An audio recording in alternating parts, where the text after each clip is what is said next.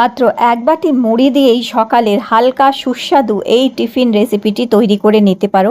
এটি খেতে ভীষণ সুস্বাদু হয় আর তৈরি করতেও খুব কম সময় লাগে, ঝটপট তৈরি হয়ে যায় আর এটা শরীরের পক্ষেও বেশ হালকা থাকে। তো এখানে আমি এক বাটি মুড়ি নিয়ে নিয়েছি আর এক বাটি মুড়ি নিয়ে কিংবা 2 কাপ মতন মুড়ি নিয়ে নেবে। তার মধ্যে জল মিশিয়ে এই মুড়িটা কিছুক্ষণ ভিজিয়ে রাখতে হবে, বেশিক্ষণ না, 2 মিনিট ভিজিয়ে রাখলেই মুড়ি কিন্তু সুন্দর ভিজে যায়। তো এই 2 মিনিট মতন মুড়িটা ভিজিয়ে রেখে দিয়েছি। দেখো মুড়ি ভিজে গেছে এখানে। আর এবার এই মুড়িটা জল থেকে ছেঁকে আমাদের তুলে নিতে হবে। তো এইভাবে হাত দিয়ে একটু চেপে মুড়িটা ভালো করে ভিজিয়ে নেবে আর নিয়ে এইভাবে জলটা চেপে এবার মুড়িটা তুলে নিতে হবে। তো এই যে নোংরা জলটা, দেখো কত নোংরা বেরিয়েছে, এই জলটা ফেলে দেবে। আর এখানে মুড়িটা জল থেকে চেপে তুলে নিয়েছি।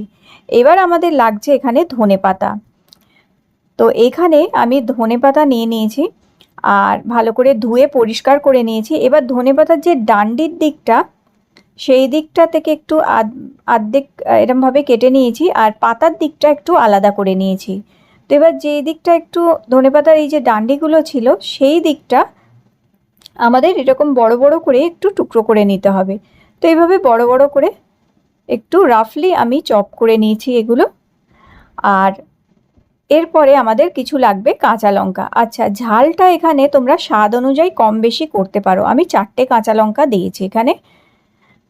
আর এই কাঁচা লঙ্কা আর এই ধনেপাতার ডান্ডি, ধনেপাতার কিছুটা পাতা সহ যে কুচিয়ে নিয়েছিলাম, সেটা একটা বাটিতে আলাদা করে রেখে দিলাম। এবার ধনেপাতার যে পাতাগুলো ছিল ওপরের দিকে, সেটাকে একটু মিহি করে কুচিয়ে নিতে হবে এখানে। তো এই পাতাগুলো একটু মিহি করে আমি কুচিয়ে নিলাম এখানে। এবার এটিকেও একটি বাটির মধ্যে তুলে আলাদা করে সরিয়ে রেখে দেবো। এবার একটি বড় বাটির মধ্যে আমি এই যে কাঁচা লঙ্কা আর ধনেপাতা ডান্ডি সহ যে ধনেপাতাটা ছিল সেটা আমি নিয়ে নিয়েছি। এর মধ্যে আমি এখানে হাফ কাপ সুজি মিশিয়ে দিচ্ছি।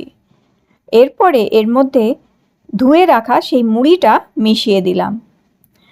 এরপর মুড়িটা দেওয়ার পরে এখানে আমি দিয়ে দিচ্ছি 2 বড় চামচ কিংবা হাফ কাপ মতন টক দই। এরপরে এখানে দিয়ে দিলাম 1 কাপ জল। আর ভালো করে এবার এটাকে মিশিয়ে নিতে হবে আমাদের। তো ভালো করে এটা মিশিয়ে নিয়েছি। এইভাবে মিশিয়ে নেবার পরে এবার এর মধ্যে আমি দিয়ে দিচ্ছি স্বাদ মতন নুন 1 ছোট চামচ। আর দিয়ে দেবো এখানে ধনের গুঁড়ো 1 ছোট চামচ। আর দেব এখানে জিরের গুঁড়ো 1 ছোট চামচ। এতে খুব সুন্দর খেতে হয়, খুবই সুস্বাদু হয় এবং প্রতিটি মশলা আমাদের শরীরের পক্ষে খাওয়াও ভীষণ উপকারী। যারা ওয়েট লস করতে চান তাদের জন্যও এই রেসিপিটা ভীষণ ভালো হচ্ছে আর ঝটপট তৈরিও হয়ে যায়, খেতেও খুব ভালো লাগে এটি। এবার একটা মিক্সার গ্রাইন্ডারের জারে এই মিশ্রণটাকে এইভাবে ভরে নিতে হবে। আর বেশি হলে হাফ হাফ করে ভরে নেবে। আর যদি নিজে একার জন্য তৈরি করতে হয় তাহলে তো অল্পতেই হয়ে যাবে। এইভাবে এবার এটাকে এখানে গ্রাইন্ড করে নেব। তো গ্রাইন্ড করার জন্য আমি আগারো রিগাল এই পার্সোনাল ব্লেন্ডারটা ইউজ করছি। এই ব্লেন্ডারটা ভীষণ সুন্দর, একটা ছোট্ট কম্প্যাক্ট, দেখতে খুব সুন্দর ব্লেন্ডার। এটার 3টে জার পাওয়া যায়, 2টো ব্লেড আছে, ব্লেন্ডিং আর গ্রাইন্ডিং ব্লেড। ছোট রান্নাঘরে ছোট পরিবারের জন্য ঝটপট যে কোনো জিনিস বাটাবাটি করতে খুব সুবিধা হচ্ছে। দেখো বাটা হয়ে গেছে, কত সুন্দরভাবে এই পেস্টটা তৈরি হয়ে গেছে ব্যাটারটা। এখানে এই ব্যাটারটা একটা বাটির মধ্যে আমি ঢেলে নিলাম। এর মধ্যে আর কিছুই মেশানোর প্রয়োজন নেই, শুধু ওই কুচি করে রাখা ধনেপাতা যে পাতাগুলো রেখেছিলাম সেটা মিশিয়ে দিয়েছি এখানে। এটা কত সুন্দর একটা কালার এসছে ধনেপাতার জন্য।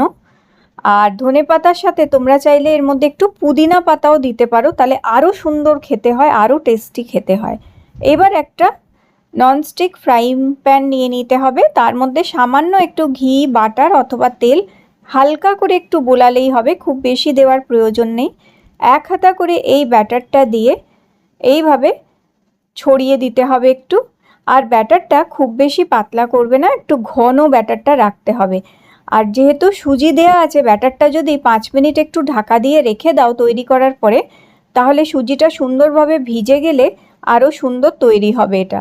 এবার একটুখানি ঢাকা দিয়ে 1 মিনিটের জন্য রেখে দেবে। ওপর থেকে চাইলে একটুখানি ঘি বাটার অথবা তেল দিতে পারো, কিন্তু এটা অপশনাল।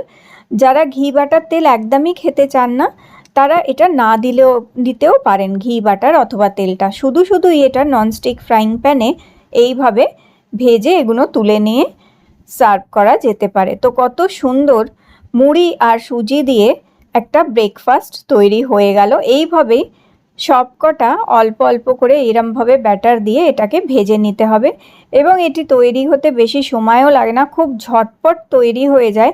বাচ্চাদের টিফিনে দেয়া যেতে পারে, অফিস কলেজে নিয়ে যাওয়া যেতে পারে। আর এটা শুধুই খেতে এত ভালো লাগে যে এর সাথে আর কিছুই সার্ভ করার প্রয়োজন হয় না। তবে প্রয়োজন হলে একটু টমেটো সসের সাথে এটা খাওয়া যেতে পারে, অথবা আচার অথবা টক দইয়ের সাথেও খেতে ভালো লাগে, কিংবা নারকোলের চাটনির সাথেও খাওয়া যেতে পারে।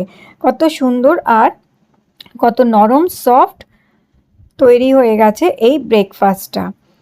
তো এই ব্রেকফাস্টটা এমনিই খেতে ভীষণ ভালো লাগে, তবে এর মধ্যে যদি প্রোটিন যোগ করতে হয় তাহলে দিশানোর এই crunchy unsweetened unsalted peanut butter এর সাথে 1 চামচ খেলে আমাদের প্রোটিনের যে রিকোয়ারমেন্টটাকে পূর্ণ করে। কারণ প্রোটিন যেটা হচ্ছে আমাদের শরীরকে মজবুত করে, শরীরকে শক্তি দেয়, এবং হাড় ভালো রাখতে, জয়েন্টস ভালো রাখতে হেল্প করে, মাসেলস গ্রোথ করতেও হেল্প করে।